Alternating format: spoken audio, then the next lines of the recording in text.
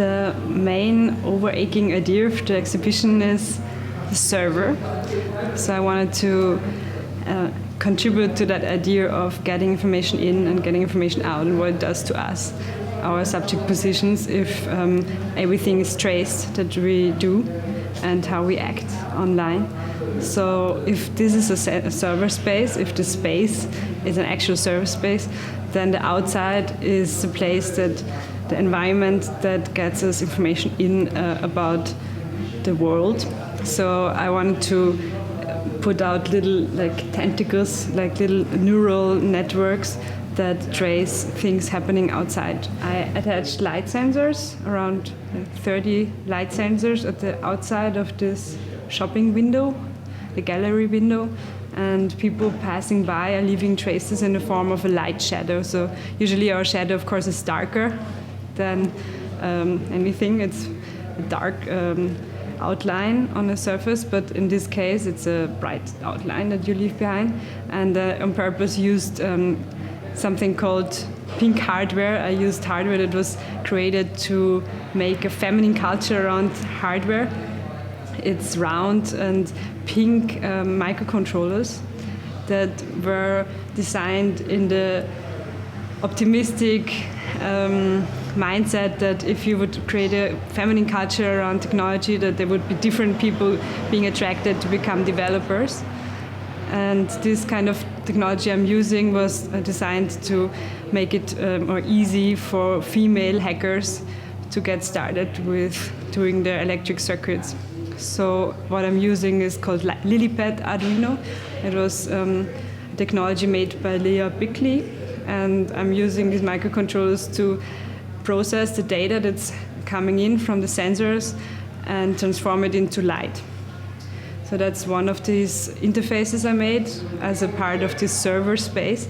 And the other interface I attached was 2 surveillance cameras by Raspberry Pi, which is also an open hardware that's designed to get technology out to people who are usually not exposed to high tech and cutting edge technology. It's a very lo-fi computer, and I wanted to use it in order to get like a feedback loop inside the exhibition space, so people consciously can experience and explore with how to escape a camera, surveillance camera. And it's mounted on the top of the ceiling, so it's a bird view, and especially many male people feel very uncomfortable being filmed from the top. So it was interesting to see now at the exhibition opening how people reacted to that very obvious filming process. And the third intervention I did in the space was to have a very comfortable zone where people can just sit down and relax. But covered under a lot of pillows is a logo by NSA, which is the agency that collects all data on the internet to track us and sell our data and analyze and evaluate our data in order to look if we're terrorists or not. The Ministry of Hacking for me is an institution, but an institution that's not based on hierarchies, but on contributions by different people who collaborate and participate actively in a kind of democratic and open, decentralized form of technology. So I was interested in thinking at technology as a way of organizing, a way of organizing interaction between people and relationship between people and the knowledge exchange and knowledge circulation between people. That's why it is very important, I think, for the exhibition that there are actually performances and workshops and talks and discussions and coffee and cake, but also hardware being used in a different way, but also kind of thinking patterns applied differently. So it's on all kinds of levels that we interact and exchange in a different way than the normal institution of a ministry would work. Because as we know, ministries are usually very authoritative and have a lot of power. And we were distributing the power a little bit differently on all levels. Yeah.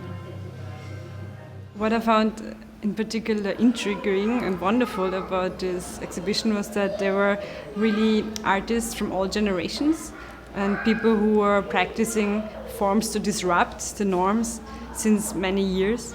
For example, Faith Wilding was here, who started in the 60s, 70s to do feminist work and try to change our habits of thinking of gender and thinking of how things have to be standardized and normalized. So when we were having tea and coffee together, there was a very interesting exchange of experiences, and I found myself seeing many things that she was talking about from her activist movements, mirrored in the experiences I had in the recent years with my own little steps to do feminist activism and to work in a group and work in a feminist group. Although, of course, I work with technology and I work with other people with the agenda to get technology a more democratic and accessible tool, while they in the 70s and 80s were trying to get the body, the female body, like an empowering entity and not so much object of medicine or politics. So there are many parallels and many intersections, and I was really surprised how many things actually sounded familiar to me. Yeah. So I really felt I could connect to her, although she was from a different culture, different background, different age. Yeah. I do a lot of hacking and feminist hacking since a couple of years, and I see it as a way to celebrate a culture of empowerment around technology, but also a way of information exchange, so that people get into the loop of developing themselves and not just consuming. And I think this was a place to meet up with many people who are on the same track, trying to debate how technology and information involved with technology should be distributed and made transparent or made visible or made secure and anonymous. So many things that I was discussing a lot with my own little circles here became a more broader, got a more broader dimension. So it was really enriching, because many questions I was asking myself again and again and again. Here I saw other people who asked themselves. So yeah, it was a fruitful discussion, I think. Yeah.